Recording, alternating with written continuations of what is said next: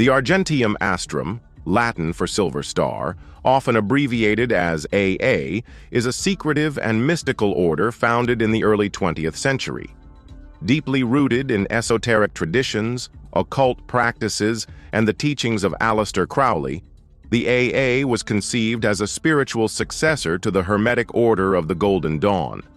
This order sought to guide dedicated initiates toward enlightenment through structured spiritual development, mystical exercises, and rigorous discipline in ceremonial magic. Under the influence of Crowley, AA became an essential part of his Thelemic teachings, emphasizing personal transformation, divine knowledge, and the realization of one's true will. The origins of AA are closely tied to Aleister Crowley's journey through the mystical and occult traditions of the late 19th and early 20th centuries. Crowley was initially a member of the Hermetic Order of the Golden Dawn, a secret society dedicated to the study and practice of the Western esoteric tradition, including Kabbalah, alchemy, and ceremonial magic. However, internal disputes and conflicts within the Golden Dawn led Crowley to part ways with the organization. In 1907, alongside his associate George Cecil Jones, Crowley founded the Argenteum Astrum as a new initiatory order. Unlike the Golden Dawn, which was structured more as a fraternal society, AA was designed to operate as a more spiritually rigorous system with an emphasis on individual attainment rather than hierarchical governance. It drew from the mystical traditions of the Golden Dawn, yet incorporated elements from Crowley's evolving Thelemic philosophy, which had been influenced by his reception of the Book of the Law in 1904. The AA utilized a highly structured system of grades, inspired by both the Golden Dawn's order and the 10 Sephiroth of the Kabbalistic Tree of Life. Advancement through the order was based on strict individual progress in magical and mystical practices rather than group consensus or political maneuvering. Each initiate was personally guided by a teacher or superior, ensuring that spiritual development was central to their experience. The grade system included probationer, 0 degrees equals 0 degrees. The initiate begins their journey undertaking preliminary studies in meditation, ritual magic, and Thelemic philosophy. Neophyte, 1 degree equals 10 degrees. The individual formally enters the order, deepening their understanding of Thelemic principles and ceremonial practices. Zelator, 2 degrees equals 9 degrees. A focus on refining concentration and energy work, especially through the control of vital forces. Practicus, 3 degrees equals 8 degrees. Emphasis on analytical work and deeper engagement with philosophical principles. Philosophus, 4 degrees equals 7 degrees. The exploration of emotional and psychological mastery through alchemical transformation. Adeptus Minor, 5 equals 6. The first major stage of adeptship, involving intensive ritual work and communion with the Holy Guardian Angel. Adeptus Major, 6 equals 5, and Adeptus Exemptus, 7 equals 4. These grades represent a deeper connection to divine consciousness and the preparation for ultimate spiritual transcendence. Magister Templi, 8 equals 3, Magus, 9 equals 2, and Ipsissimus, 10 equals 1. The highest levels of attainment, where the initiate transcends personal identity, merges with the divine, and assumes the role of a spiritual guide. Each stage required extensive dedication to magical practices, meditation, study of esoteric texts, and self-discipline. The AA was unique in its insistence that initiates must pass through the grades based on merit rather than favoritism, setting it apart from other secret societies of its time.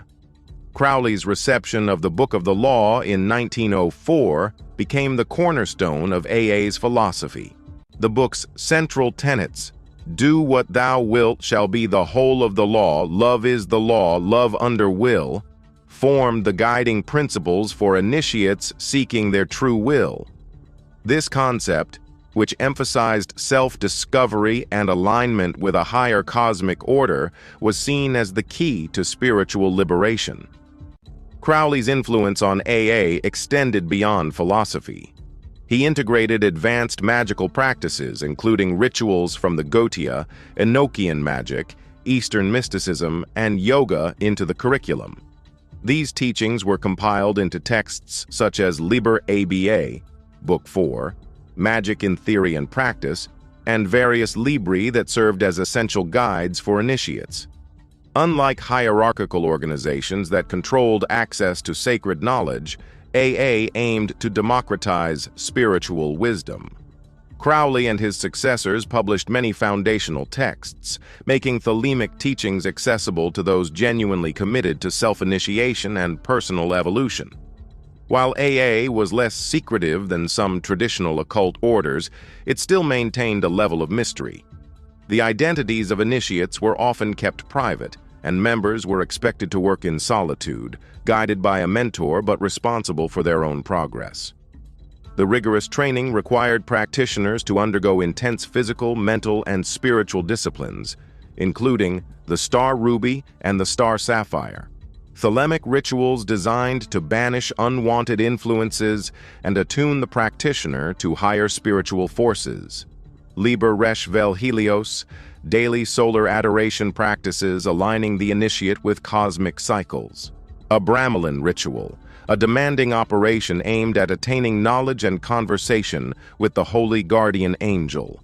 Enochian magic, a system derived from John Dee and Edward Kelly's angelic communications, employed for invoking higher intelligences. The path of AA was not meant for the casual seeker. It demanded rigorous commitment, intellectual study, and spiritual discipline. Many who sought initiation found the practices too demanding and left the path, while those who persevered often experienced profound personal transformations. After Crowley's death in 1947, various lineages of AA continued under different successors, though disputes over legitimacy arose. Some claimed direct lineage from Crowley's original teachings, while others formed independent thelemic groups based on his system. Despite internal divisions, AA remains one of the most respected mystical orders within the Western esoteric tradition. Its influence extends beyond Thelemites and occult practitioners. Elements of AA's teachings have permeated modern Western mysticism, ceremonial magic, and even contemporary self-improvement methodologies. The emphasis on self-discovery, spiritual discipline, and personal willpower has inspired generations of seekers to explore paths of personal transformation. Even today, AA continues to attract those drawn to the rigorous path of thelemic initiation. Through published texts, online communities, and modern practitioners, the order's mystical teachings remain alive, guiding new generations toward enlightenment. Whether viewed as an elite mystical order or a demanding spiritual discipline, Argenteum Astrum endures as a symbol of the quest for knowledge, transformation, and divine communion.